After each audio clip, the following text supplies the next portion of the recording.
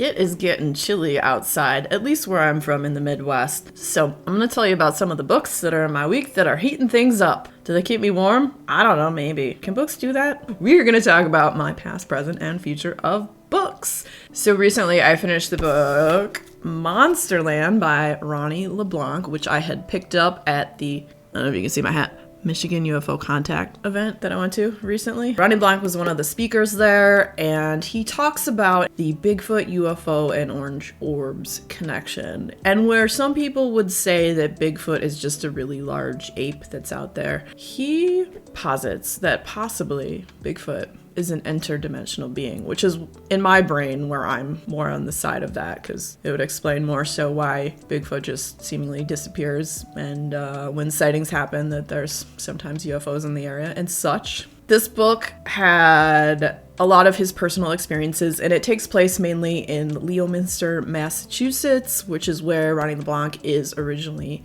from, born and raised there, and then went to college out on the West Coast, went to school for film and worked in marketing, and I believe he got a communications degree. He's had some weird experiences when he was a kid and had a lifelong fascination. It's kind of been like a seeker of knowledge and what the heck is going on in the universe and what's out there. And there's a bunch of different case studies, and then it gets into like some of the stuff with Native American lore and some of the experiences of the Native American people, some of the connections with shamanism and this, that, and the other. And it's really fascinating, and I really enjoyed this. Currently what I'm reading is Leech by Hiram Ennis. This book, the writing is really beautiful, and it's this weird book about these entities, one that has taken over like a human body and poses as a doctor, and I'm only about halfway in, so I'm not quite sure when they did this or took over, but the being that has to take another body, he comes back to where he previously worked, and he does an autopsy on the body he used to live in, like the host body, because this is some weird alien entity of some sort is what I'm gathering. He finds this weird like black parasite worm that he pulls out of like the eye socket. Ew, eyeballs. Anywho, so he's like, oh crap, I got competition. Currently we're trying to figure out where this thing came from, what is it, what's going on, are other people sick, are they exposed? And I'll read you a little bit of the synopsis if I'm not making sense. Maybe it'll make a little more sense here. In an isolated chateau, as far north as north goes, the Baron's doctor has died. The doctor's replacement has a mystery to solve, discerning how the Institute lost track of one of its many bodies. And the Institute is where this guy comes from, and I'm assuming the Institute is part of this weird entity that has taken over some of the humans. I should mention this is also like a sci-fi horror type book. For hundreds of years, the Interprovincial Medical Institute has grown by taking root in young minds and shaping them into doctors, replacing every human practitioner of medicine. The Institute is here to help humanity to cure and to cut, to cradle and to protect the species from the apocalyptic horrors their ancestors unleashed.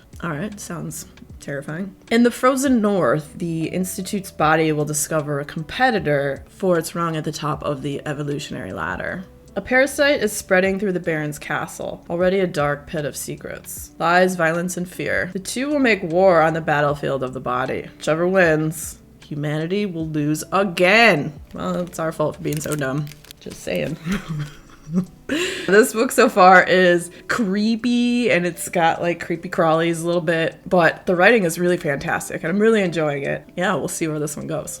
All right, future reads. So I went to the library because I had a book on hold that I picked up, and that was My Best Friend's Exorcism by Grady Hendrix. A lot of people have recommended this and said that this is one of their favorite horror books. This is also made into a movie. I believe it's out now. I'm not sure what it's streaming on, but you could use the Googles to find out. I love this cover. Sorry, there's a little weirdness because of the green screen as usual with book covers. I don't know anything about this, but I assume there's some friends.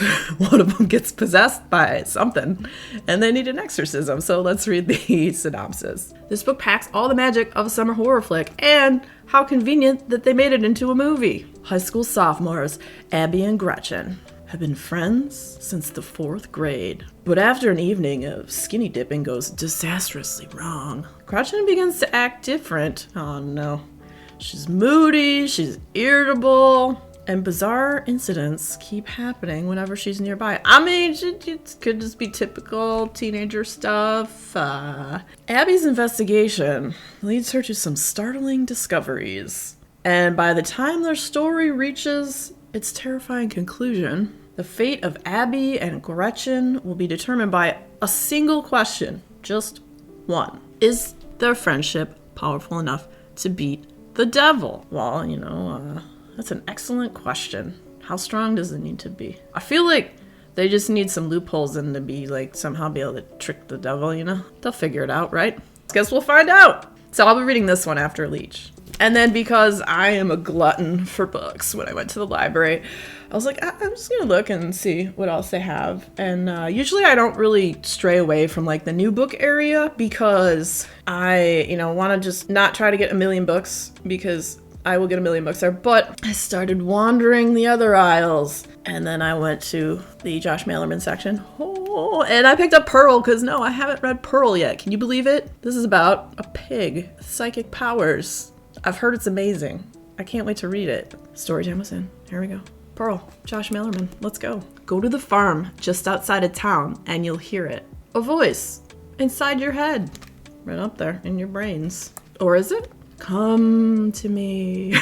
Is that what Pearl would sound like? Oh, let's see. What would a pig named Pearl sound like? Yeah, probably like that, right? It's in my head, so I get to choose the voice. A voice that makes you want to pick up the axe over there in the corner of that barn. Maybe we'll go chop some wood or, for the fire. And swing it. And kill. Feed us now. That's Pearl speaking, not me. Sing for me. Sing for your precious pearl. Oh my god, it's so creepy. I can't wait to read this. And then I saw another book. This is in the new book area. And I picked this one up, The Book of Gothel. This was recommended by a booktuber, Bright and Bookish. Had a super rave review about this book. And a long time ago, I think I even commented, I was like, okay, I'm gonna need to pick that up. And I completely forgot about it because, I don't know, my brain doesn't remember things if I don't write it down. And then I saw this, triggered memory and brain, and picked it up. So it's a retelling of Rapunzel. It sounded pretty cool. And, high accolades from Bright and Bookish, so let's go. So everyone knows the story of Rapunzel in her tower, but do you know the story of the witch who put her there? Mary McMine's spellbinding debut novel reveals the truth behind the fairy tale. The truth they never wanted you to know, as only a witch might tell it. I love when they do retellings in this vein. Like, if you've ever read Wicked or seen the musical, which, amazing, hearing it from the witch's side of you or the villain's side of view of it, and I think this will be pretty cool. And then I had this book on hold, and it hadn't come in yet at the library, but it was on the shelf when I got there, so I released my hold and grabbed it. Thistlefoot. I believe this is a Book of the Month book. This, as you can see, looks like Baba Yaga's house, because Baba Yaga's house has chicken feet. I don't know if it's a retelling, but it's got like fairy tale vibes. I'm a big fan of fairy tale vibe books. The Yaga siblings, Bellatine, a young woodworker, and Isaac, a wayfaring street performer and con artist, have been estranged since childhood, separated both by resentment and by the wide miles of American highways. But when recalled to receive a mysterious inheritance, the siblings are reunited and it feels so good. I bet it's not. Probably doesn't feel so good if they're kind of estranged and they might not like each other. I don't know. Only to discover that their bequest isn't land or money, but something far stranger, a sentient house on chicken legs. All right. Well, there we go. There's more. Do you want to know more? Maybe you do. Okay, we'll read more. Thistlefoot, as the house is called, has arrived from Yaga's ancestral home in Eastern Europe, but not alone. A sinister figure known as the Long Shadow Man has stalked it across the continents, bearing violent secrets from the past, fiery memories that have hidden in Isaac and Bellatine's blood for generations. Memories that have begun to awaken. As the Yaga siblings embark with Thistlefoot on a cross-country theater tour. What? The Long Shadow Man follows in pursuit, as do the specters of history. Oh boy. Including the forgotten fate of a small, I don't know how to say this word, shtetl, and the house's original inhabitant, Baba Yaga.